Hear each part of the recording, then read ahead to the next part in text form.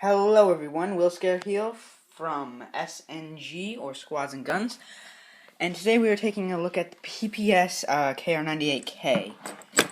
This gun cost about $300, and it is very, very good. It's full metal, real weight, wood. There's almost no plastic except for the end of the stock here, right there. So I think let's go over the magazine first, and then we'll get into the actual gun. So the magazine, sorry about this, the magazine holds 15 rounds. To put the rounds in, you just push them into the top here, and then that loads them. It also takes green gas, or you can order it with a CO2 mag, which would slide open here, and you could put a CO2 cartridge inside the magazine. Also, it has a hammer here for a more realistic feature. I'll show you that later. The gun does come with a painted orange tip, but it's painted on, so it doesn't look very good. It's painted on because the gun's made in China, and so and in China they don't need orange tips for airsoft guns because, you know, you're not allowed to own one until you're 18. So, going over the pros in this gun, it's full wood and metal, except for the back part here, which really doesn't bother me too much, and for the front part here, which we'll talk about later. The bolt is fully functioning, exactly like the real bolt. I have it opened up.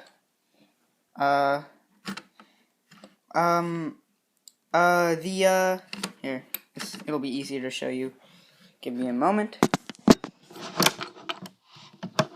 Just listen to that bolt.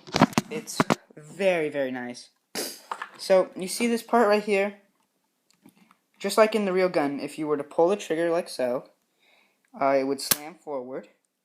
And that actually smacks into this lever here, which then fills the chamber with green gas, thus shooting the bullet. Or BB, not a bullet. This is not a real gun.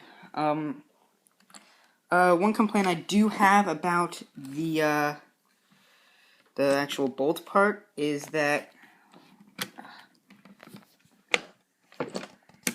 Oh, and while I'm getting this open, because I haven't oiled it in quite a little bit, it does not come with a sling here.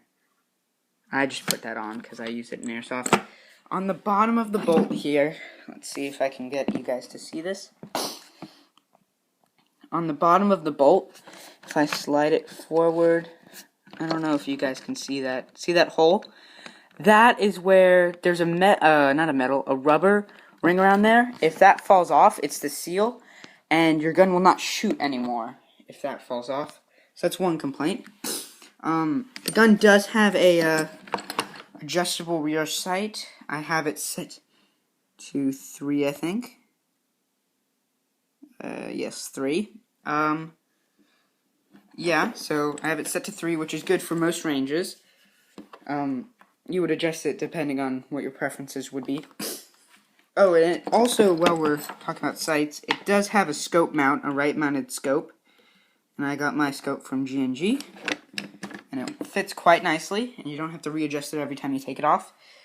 One complaint is, and most of my complaints are in this part of the gun, there was a ramming rod here, but it fell off.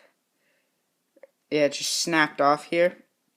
And so that kind of made me a little disappointed. It was wiggly. It's wiggly a little bit.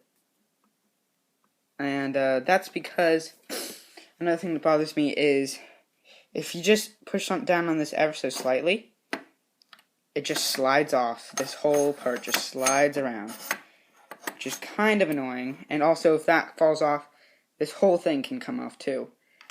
So, yeah, that's really my, other than the rubber bit on the bolt, those are my only complaints about this gun. You can pick it up for around $300. It's kind of hard to find now. It's an older gun. It's made by PPS, which is a foreign company if you are from the United States. I'm pretty sure it's made in either China or Japan.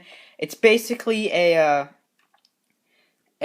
has the exact same components as the Tanaka version of this gun, except it's not like polished wood or anything. So yeah, this has been Will Skill and Squads and Guns. Thank you for watching, and have a good day.